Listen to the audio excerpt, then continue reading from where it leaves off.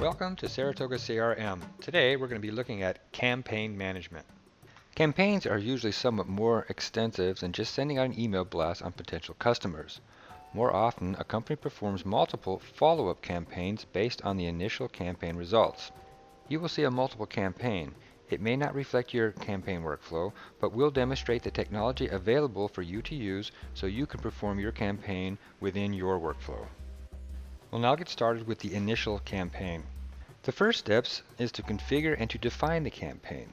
Questions have to be answered. Questions such as, who is a target audience? What do we want to send them? Letters, emails, and what do these contain? Let's use email as an example. Do we want personalized greetings? Do we want attachments? Do you want to send your logo and or other catching graphics? Do we want to have links directing them to your website? Or links that allowing for feedback and interaction with the sales and marketing department? Once these questions are answered, we can get started. We'll start by noting our email box is empty. In other words, we have no emails, and quickly switch over to the thin client and our campaign mask. Now you can have any kind of layout you need, but for demo purposes, we presented the essentials in a clear overview. Starting at the top left of the general settings section. Here you can enter general information like the manager, the dates, etc. But the most important item you enter is your target audience type. Keep it simple, we define three types. You can manually enter recipients, we have objectives, or we have follow-ups from previous campaigns. For the demo, we're going to use objectives. And what do we mean with use objectives? Business has various market segments. Here, for example, we have categories for prospects who express interest in home, auto, or package insurances. Today, we'll target those interested in the category package. The next question is what do we want to send them? Here we can configure the campaign by selecting various items like email body templates, attachments, if we want to use a web form, and if we wanted to direct them to a website, which we can see here. Lastly, if we have the need for a dynamic email for auto feedback purposes, we can enter a sort of code here. Notice we can have multiple email links and codes. Please take note of these values as we will see these later. First, back to our overview. Here we have the overview of our campaign and how we configured it, in other words, what we are sending. Now we need to load our prospects and recipients. But before we do, notice here is where you enter your logo, in other words, your company logo, that will be sent with all documents. And lastly, please notice that the response rates are, of course, at this point at 0. The next step is we will now select the Load Contacts buttons here at the top middle section. Once the processes have finished processing the request, we will see that 4 prospects who express interest in package have been loaded. Once the prospects have been loaded, at this point you do have the opportunity to delete any prospects you wish to take out of the campaign and manually enter any prospects who have not been selected based on the criteria package. Once you fine-tune and finalize your prospect list, the authorized person sets the campaign to ready for mailing, so that when the campaign time start comes, you can send it at any time.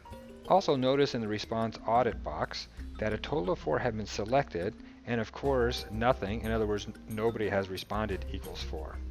Selecting Start Now starts the processes which will bring the campaign together based on our configurations and send out the email. Switching back to Outlook, we see how the email looks like which each recipient receives.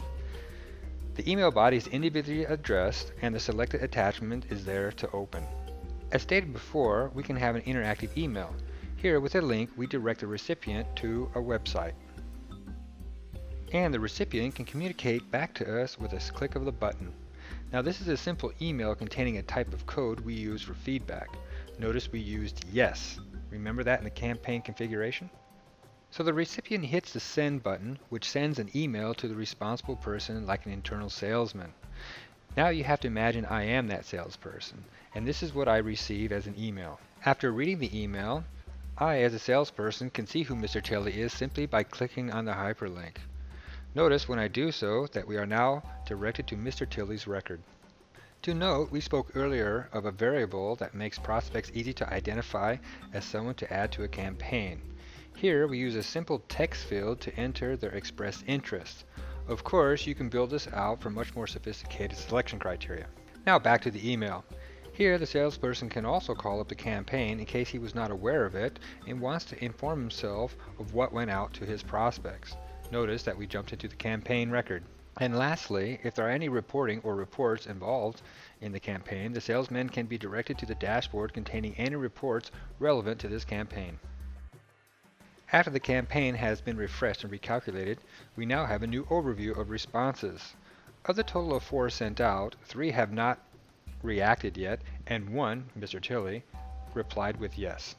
Bottom left of the screen, we can see who did respond. Since that was Mr. Tilley, when we select him, we can see to the right his audit trail. First off, we see that the initial email went out to him. Second, we can see that he viewed our web page. And third, we can see that he responded yes, that he does wish to be contacted by a salesperson. Selecting quickly the other 3, we can see that they only received an email, but none have reacted yet. Now that our initial campaign is over, we qualified our target market for the next step and wish to perform that next step, in other words, a follow-up campaign. This will show in the next example. The second example is a continuation or a follow-up campaign based on the first campaign. Notice we are in a follow-up campaign. Therefore, this time we're using follow-up as opposed to use objectives for contact selection. After configuring the campaign by selecting the needed templates and body email templates and even a logo, we can load our target recipients using the Load Contacts button. For the follow-up campaign, we use the word yes as a variable for selecting follow-up recipients. Remember, Mr. Tilley replied yes, he wishes to be contacted. For real-life campaigns, the selection criteria can be configured for much more sophisticated selections. Once our campaign selection recipient list is finished, we now do what we did before.